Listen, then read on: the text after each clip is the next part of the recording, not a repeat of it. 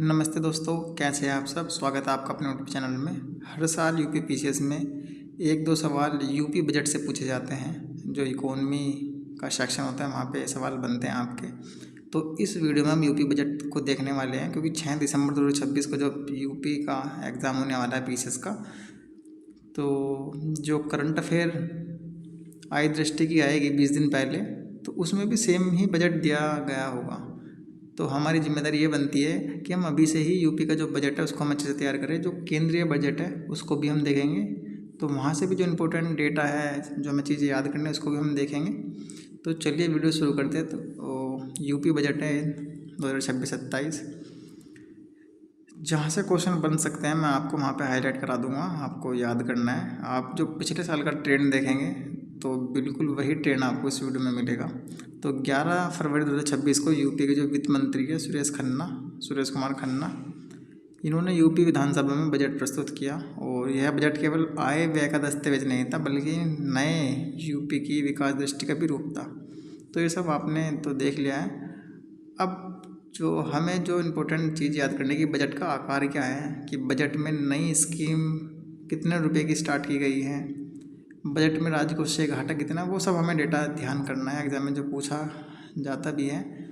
तो चलते हैं। देखिए, पूरा बजट पहले आपको एक बार पढ़ना होगा, उसके बाद आपको इम्पोर्टेंट हाईलाइट चीज़ें करनी होगी। तो इस बजट की पृष्ठभूमि में राज्य की तेज आर्थिक प्रगति है, ये तो हमें पता है। वर्ष 2024-25 के त्वरित अनुमानों में यूपी का सकल राज्य घरेलू उत्पाद, तो यहाँ पे आप टिक लगा सकते हैं, 30.25 लाख करोड़ रुपये आंका गया है, जो पिछले वर्ष की तुलना में 13.4% अधिक है। तो इस पे आप टिक कर लीजिए, ये आपको याद करना है डेटा। जहाँ मैं कहूँ कि आपको टिक करना है वो टिक कीजिए, और उसको आपको याद करना ही पड़ेगा। तो प्रति व्यक्ति आय वर्ष 2016-17 में 54,564 रुपये से बढ़कर 1,09,844 रुपये पहुँच गई है। तो आप यहाँ पे ध्यान रखना कि प्रति व्यक्ति आय आपकी बढ़ी है। एग्जाम में क्वेश्चन ऐसे पूछा जाएगा कि निम्नलिखित घटनाओं पर विचार करना है कि यूपी में प्रति व्यक्ति आय घटी है पिछले 4 सालों में, ऐसे पूछेगा आपसे। तो आपको ध्यान रखना है, जो प्रति व्यक्ति आय है वो बढ़ी है, 54,000 से लेकर 1 लाख रुपये हो गई है। तो आपको ये ध्यान रखना है। और वर्ष 2025-26 में ये कितने अनुमानित की गई है प्रति व्यक्ति आय? 1.20 लाख रुपये, यानी कि 1,20,000 रुपये। तो आप ये देखेंगे प्रति व्यक्ति आय बढ़ी है, घटी नहीं है, बस आप इतना ध्यान रखना है। आगे हम बढ़ते हैं। सरकार के अनुसार, इस पर आप टिक लगाना है, यहाँ पर प्रति व्यक्ति आय पर टिक लगाना है कि इनकम आपकी बढ़ी है। सरकार के अनुसार लगभग 6 करोड़ लोग बहुआयामी गरीबी रेखा से ऊपर उठे हैं। बेरोजगारी की दर 2.24% रह गई है। और एसडीजी इंडिया इंडेक्स में राज्य वर्ष 2018-19 के 29वें स्थान से बेहतर होकर 18वें स्थान पर पहुंच चुका है। तो यहाँ पे आप टिक लगा लेना कि एसडीजी इंडिया इंडेक्स, जो एसडीजी होता है ये इंडिया का अलग होता है ना, तो इंडिया इंडेक्स में जो यूपी की जो रैंक है वो 18वें स्थान पर पहुंच गया है। तो ये डेटा आपको ध्यान रखना है। आगे हम बढ़ेंगे। फरवरी 2023 में ग्लोबल इन्वेस्टर समिट तथा चौथे ग्राउंड ब्रेकिंग सेरेमनी के बाद यूपी ने निवेश आधारित विकास को नई नीति दी है। सरकारी विवरणों के अनुसार लगभग 50 लाख करोड़ रुपए के MOU हस्ताक्षरित हुए हैं और करीब 10 लाख रोजगार की संभावना है। तो ये इतना ध्यान रखने की आवश्यकता नहीं है। अब हम आगे देखेंगे। उत्तर प्रदेश आज भारत के मोबाइल फ़ोन विनिर्माण का प्रमुख केंद्र बन चुका है। मोबाइल उत्पादन में लगभग 65% हिस्सेदारी, इलेक्ट्रॉनिक कंपोनेंट इकाइयों में 55% की उपस्थिति और 44,744 करोड़ रुपए का इलेक्ट्रॉनिक्स निर्यात इस बदलाव को दिखाता है। तो आपको ये ध्यान रखना है कि मोबाइल फ़ोन निर्माण में भी यूपी की अच्छी खासी हिस्सेदारी है। तो ये सब थोड़ा सा ध्यान रखना है आपको। इसी पृष्ठभूमि में राज्य को राष्ट्रीय स्टार्टअप रैंकिंग में लीडर श्रेणी, ये ध्यान रखना है, लीडर श्रेणी में इसको स्थान मिला है। राज्य में प्रथम स्थान, इसको हम आगे भी देखेंगे क्योंकि आगे भी आएगा कि राज्य में प्रथम स्थान मिला है। जो बड़े राज्य हैं, बड़े राज्यों में चौथा स्थान इसको मिला है। ठीक है। इसी पृष्ठभूमि में राज्य को राष्ट्रीय स्टार्टअप रैंकिंग, तो राष्ट्रीय स्टार्टअप रैंकिंग में लीडर श्रेणी तथा एक्सपोर्ट। देखिए यहाँ पे 2 डेटा है, आप ध्यान रखना है। राष्ट्रीय स्टार्टअप रैंकिंग में तो क्या मिला है स्थान आपको, लीडर श्रेणी, ठीक है। और export prepaid index, export prepaid index, sorry preparedness index है ना, तो प्रीपेडनेस इंडेक्स है। इसमें आपको जो लैंड लॉक्ड, स्थल आवेष्टित, जो लैंड लॉक्ड जो राज्य है उसमें प्रथम स्थान मिला है, और जो बड़े राज्य है उसमें चौथा स्थान मिला है। अभी हम आगे भी इसको देखेंगे, आगे बिल्कुल डिटेल में आने वाला है। तो आपको ध्यान क्या रखना है इसमें, यहाँ से डेटा आप ध्यान रख सकते हैं कि इसी पृष्ठभूमि में राज्य को राष्ट्रीय स्टार्टअप रैंकिंग में लीडर श्रेणी में घोषित किया गया, पहली बात।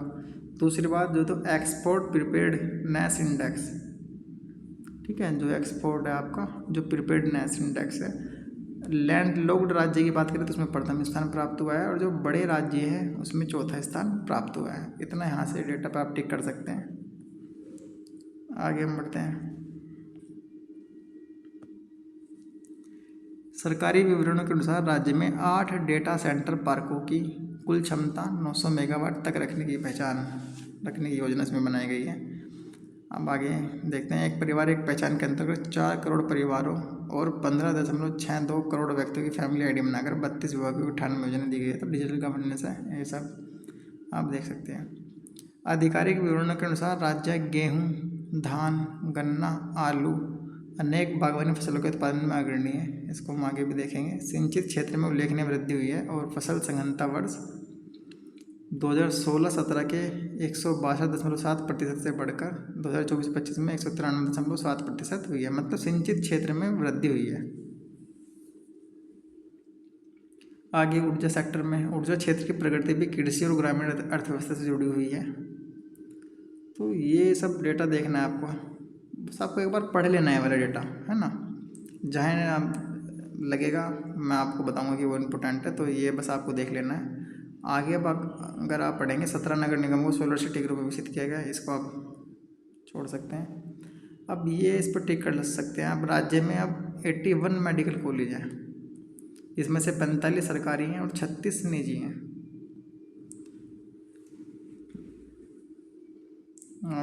युवा नीति के स्तर पर बजट का दृष्टिकोण आप देख सकते हैं। तो यूपी कौशल विकास मिशन के अंतर्गत 5 वर्षों में 9.25 लाख युवाओं को प्रशिक्षण दिया गया है, और 4.22 लाख लोगों को रोजगार मिला है।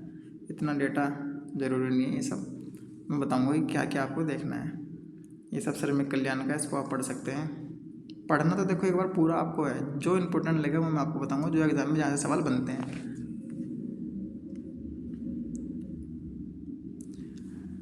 अब जो वर्ष 2017 के बाद 113 नए नगरीय निकाय विकसित या गठित किए गए हैं, इसको आप देख सकते हैं।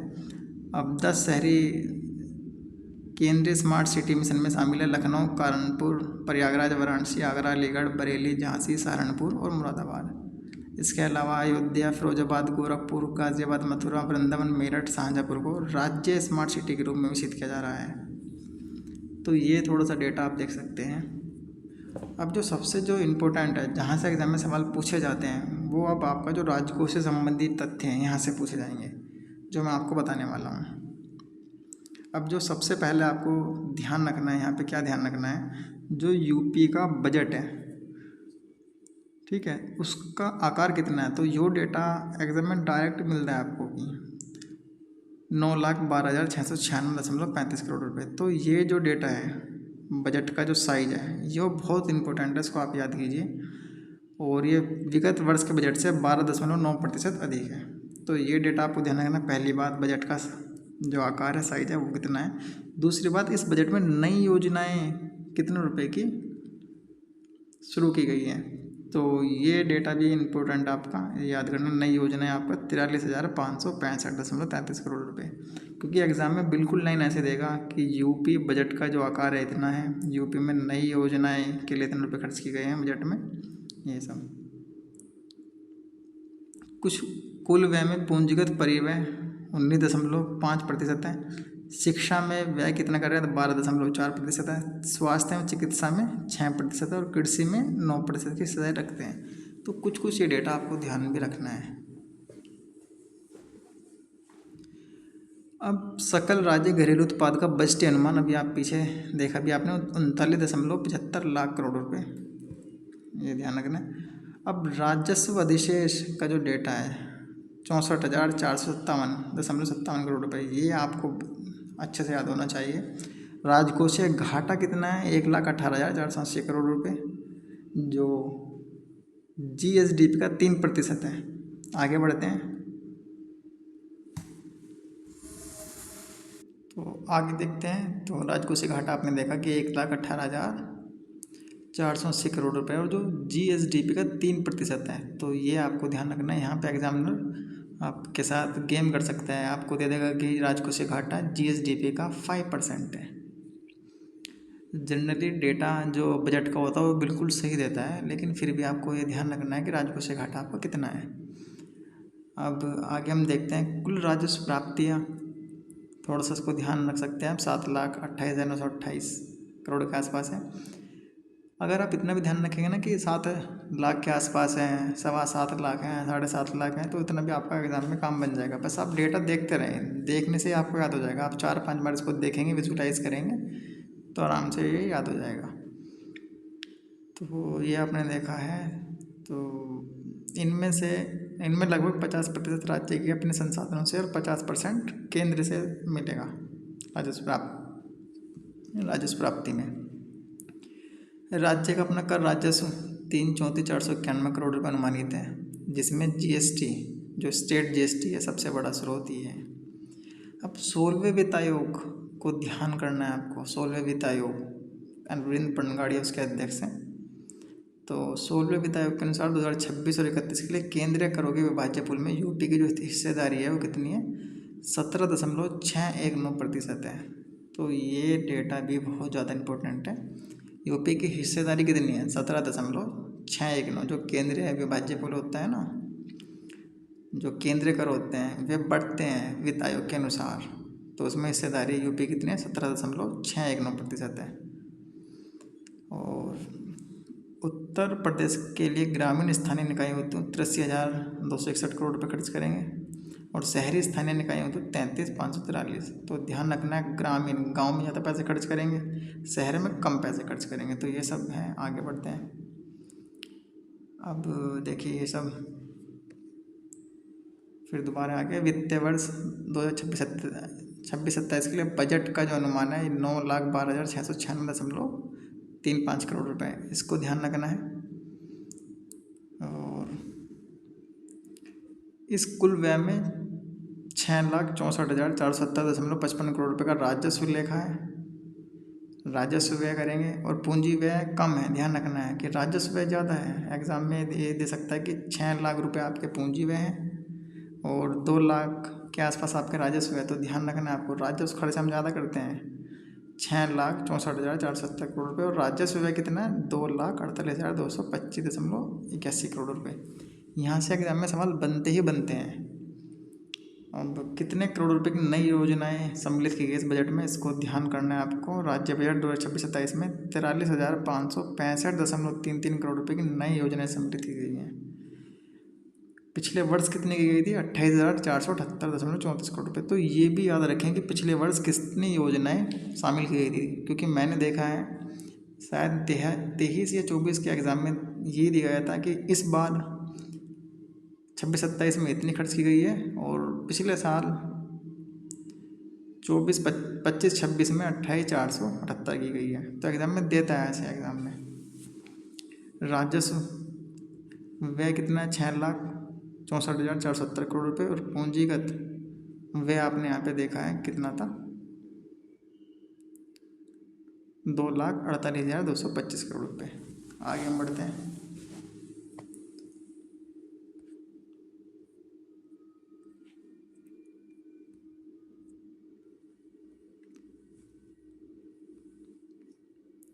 अब ये प्यारे साथियों, ये इकोनॉमी सर्वे है, इसको हम थोड़ा सा देख लेते हैं जल्दी से। इकोनॉमी सर्वे को उत्तर प्रदेश आर्थिक समीक्षा 2025-26 है। इसमें से जो इम्पोर्टेंट डेटा लगेगा उसको हम देखेंगे।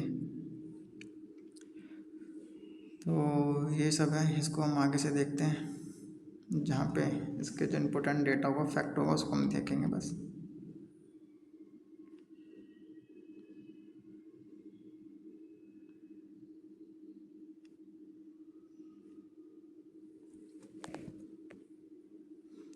देखिए ये आ गया दोबारा से डेटा, यहाँ पे आप इसको देख सकते हैं कि उत्तर प्रदेश ने उल्लेखनीय सुधार करते हुए भारत सरकार द्वारा जारी जनवरी 2026 में एक्सपोर्ट प्रिपेयर्डनेस इंडेक्स, तो एक्सपोर्ट प्रिपेयर्डनेस इंडेक्स 2024 में चौथा स्थान उन्होंने प्राप्त किया गया। सबसे फर्स्ट पे कौन सा है? महाराष्ट्र, फिर तमिलनाडु, फिर गुजरात, फिर है यूपी का। जबकि वर्ष 2022 में प्रदेश ने 7वां स्थान प्राप्त किया था और लैंड लॉक्ड राज्यों में यूपी का फर्स्ट स्थान है, पहला स्थान है। तो ये डेटा आपको ध्यान रखना है यहाँ से। बस इसमें इतना ही जानकारी आपको करनी चाहिए ध्यान। इसके अलावा मैं आपको देख सकता हूँ इसमें कि और क्या ज़रूरी है।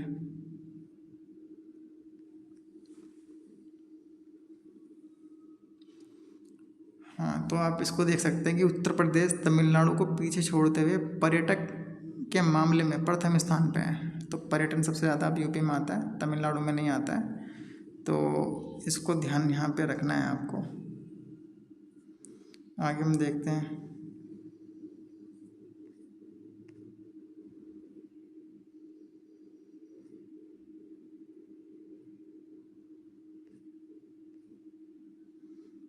ये दो चीज़ आप देख सकते हैं यहाँ से कि उत्तर प्रदेश की कुल प्रजनन दर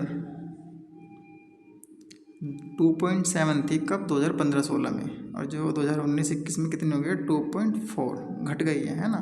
तो उत्तर प्रदेश की कुल प्रजनन दर घटी है। अब पुरुषों की जीवन प्रत्याशा 2011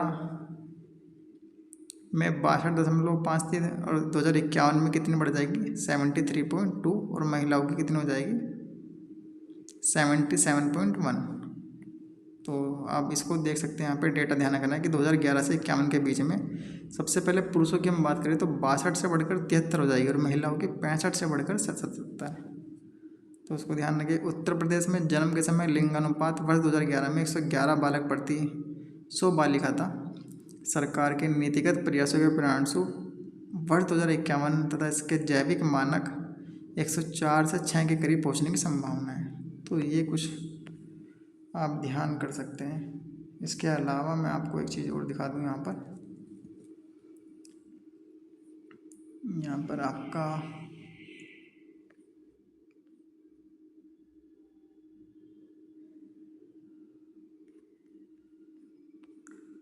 तो यहाँ पे आप एक चीज़ और ध्यान रख सकते हैं कि कुल बोए गए क्षेत्रफल में सर्वाधिक योगदान देने वाले प्रमुख 5 जो जनपद हैं उनके क्या नाम है? सीतापुर है, लखीमपुर खीरी है, झांसी है, हरदोई है और बदायूं है।